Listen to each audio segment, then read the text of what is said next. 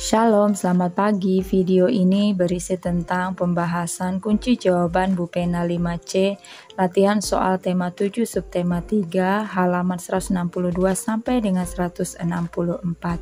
Silakan disimak dan jangan lupa di-subscribe ya, supaya tidak ketinggalan dengan video-video selanjutnya. Bupena halaman 162, latihan muatan IPA KD 3.7. Pertanyaan nomor 1. Benda berikut yang dapat mengalami penyubliman adalah, jawabannya B. Es kering. 2. Proses menyublim adalah perubahan wujud benda dari benda titik-titik menjadi benda titik-titik. Jawabannya, penyubliman merupakan perubahan wujud benda dari padat menjadi benda gas. 3. Contoh proses mengkristal adalah perubahan titik-titik menjadi butiran salju. Jawabannya uap air. 4. Menurutmu, apakah awan yang berisi uap air dapat terjadi pengkristalan? Jelaskan.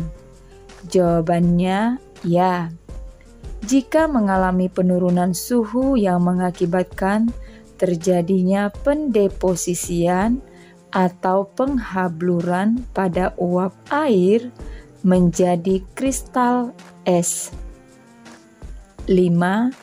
Mengapa gelas yang berisi air dingin dapat menimbulkan titik-titik air di tepian gelas? Jelaskan. Jawabannya, karena suhu di dalam gelas lebih rendah atau dingin daripada suhu udara bagian luar gelas. Bupena halaman 162 sampai dengan 163, latihan muatan bahasa Indonesia KD 3.5. Bacalah teks berikut untuk menjawab soal nomor 1 sampai 2. Judulnya, Hasil Konferensi Meja Bundar. Berdasarkan hasil konferensi meja bundar, Belanda akan mengakui kedaulatan Indonesia paling lambat pada akhir Desember 1949. Pengakuan kedaulatan Indonesia oleh Belanda dilakukan pada tanggal 27 Desember 1949 melalui upacara di dua tempat, yaitu Belanda dan Jakarta. Di Belanda, penandatanganan pengakuan kedaulatan Indonesia dilakukan di Istana Kerajaan Belanda. Naskah pengakuan kedaulatan tersebut ditandatangani secara langsung oleh Ratu Belanda, yaitu Ratu Juliana, Perdana Menteri Dr. Willem Drees, Menteri Seberang Lautan AMJA Sassen, dan Muhammad Hatta sebagai perwakilan Indonesia. Sementara itu, pengakuan kedaulatan yang berlangsung di Jakarta dihadiri oleh Sri Sultan Hamengkubuwono IX sebagai perwakilan dari Indonesia dan A.H.J. Loving sebagai perwakilan dari Belanda. Dengan ditandatanganinya naskah pengakuan kedaulatan Indonesia, kekuasaan Belanda di Indonesia pun telah berakhir. Pertanyaan nomor 1. Salah satu informasi penting yang disampaikan dalam teks tersebut adalah, jawabannya C. Tokoh yang terlibat saat pengakuan kedaulatan Indonesia. 2. Berdasarkan informasi pada teks tersebut, perwakilan dari Indonesia yang menandatangani pengakuan kedaulatan Indonesia di Belanda adalah, jawabannya D. Moh Hatta. Muatan bahasa Indonesia KD 3.9. Pertanyaan nomor 3. Berikut yang termasuk sebagai unsur yang harus terdapat dalam surat tidak resmi adalah jawabannya D. Nama pengirim. 4. Jelaskan perbedaan dari surat undangan resmi dan surat undangan tidak resmi.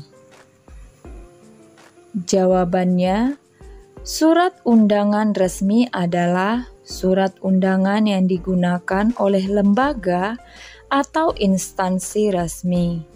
Misalnya, surat undangan dari Kementerian Negara atau pemerintah daerah.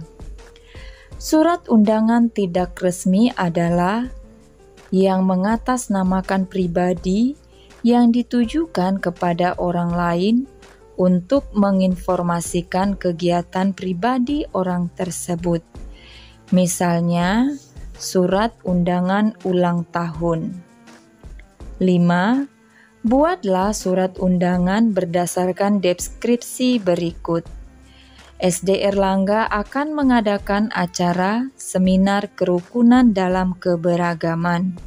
Kepala sekolah mengundang seluruh siswa SD Erlangga untuk hadir dalam seminar tersebut yang diadakan pada Sabtu 27 Mei 2017 di Aula SD Erlangga pada pukul 10.00 waktu Indonesia Barat.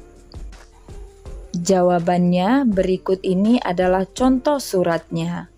Kop suratnya, Sekolah Dasar Erlangga, Jalan Haji Baping Raya nomor 100, Jakarta Timur. Tanggal surat, Jakarta 26 Mei 2017. Ini contohnya ya, nomor 16 U 2017, lampirannya strip, perihalnya undangan seminar kerukunan dalam keberagaman. Yang terhormat seluruh siswa SD Erlangga di Jakarta.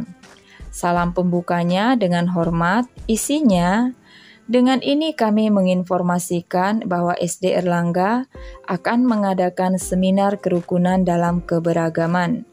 Oleh karena itu, seluruh siswa diharapkan hadir dalam acara tersebut yang diadakan pada hari tanggal Sabtu 27 Mei 2017, waktu 10.00 waktu Indonesia Barat sampai selesai, tempat Aula SD Erlangga.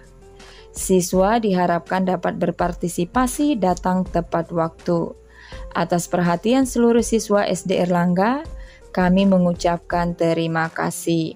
Selanjutnya salam penutup, hormat kami, nama kepala sekolah atau pengundang, Faisal Kamal MPD, Ketua Pelaksana. Bupena halaman 163,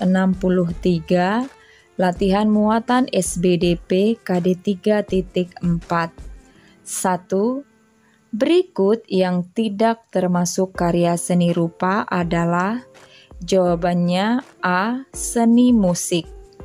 2. Karya seni rupa daerah yang terkenal dari daerah Bali yaitu jawabannya C. Seni lukis Kamasan. 3. Gambar di buku Bupena halaman 163 merupakan karya seni rupa daerah Indonesia yang berasal dari suku ... Jawabannya B. Suku Asmat. 4. Apa yang dimaksud seni lukis daerah, seni patung daerah, dan seni kriya daerah? Jelaskan. Jawabannya, seni lukis daerah adalah seni lukis yang menggambarkan objek-objek berupa pemandangan alam, manusia, hewan, tumbuhan, dengan nilai-nilai budaya yang ada di daerah setempat. Seni patung daerah adalah karya seni dengan bentuk 3 dimensi, menyerupai manusia, binatang, dan benda-benda baik terbuat dari benda keras maupun lunak. Seni kriya atau kerajinan adalah Seni dalam membuat benda-benda yang dapat dimanfaatkan dalam kehidupan sehari-hari. Pertanyaan nomor 5. Bagaimana cara melestarikan karya seni daerah? Jawabannya, mengadakan kursus atau pelatihan pembuatan karya seni rupa daerah. Bu Pena halaman 163 sampai dengan 164, latihan muatan PPKN KD 3.4. 1. Berikut merupakan sikap yang sesuai dengan nilai-nilai luhur Pancasila adalah. Jawabannya B. Warga bergotong royong memperbaiki jalan desa yang rusak. 2. Manfaat dari mengamalkan nilai-nilai luhur Pancasila dalam kehidupan sehari-hari antara lain. Jawabannya C. Keadaan menjadi damai dan rukun karena masyarakat saling menghargai dan menghormati. 3. Pancasila merupakan dasar negara. Hal ini berarti bahwa Pancasila harus kita jadikan sebagai, jawabannya, pedoman hidup. 4.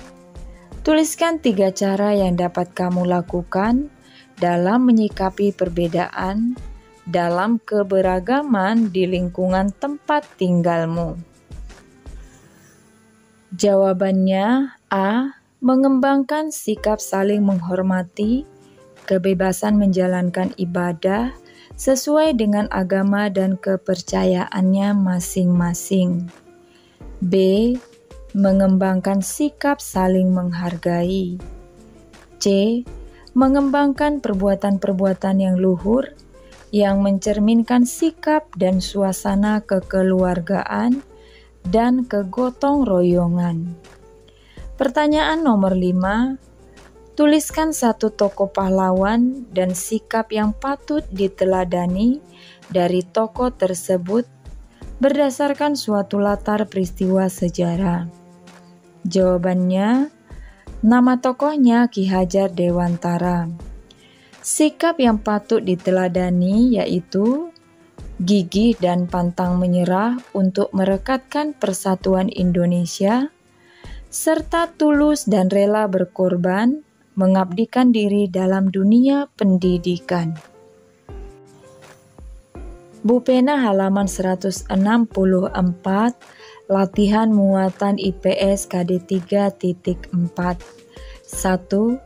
Kegiatan pembangunan yang bermanfaat untuk mempermudah akses transportasi masyarakat dari daerah satu ke daerah lain yang terpisahkan oleh perairan adalah pembangunan. Jawabannya D. Jembatan. 2.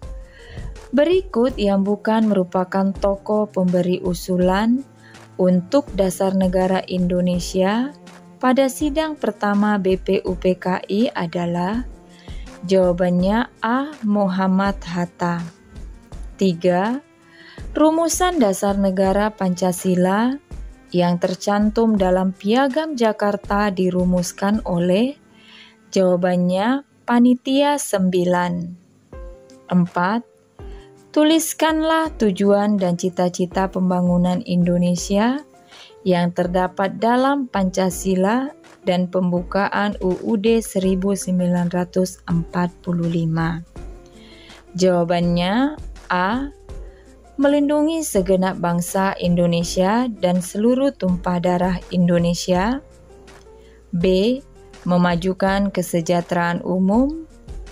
C. Mencerdaskan kehidupan bangsa. D.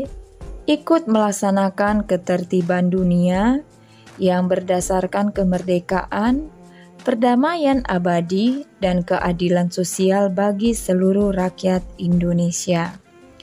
5. Tuliskan 3 contoh cara yang dapat kamu lakukan untuk melestarikan budaya Indonesia.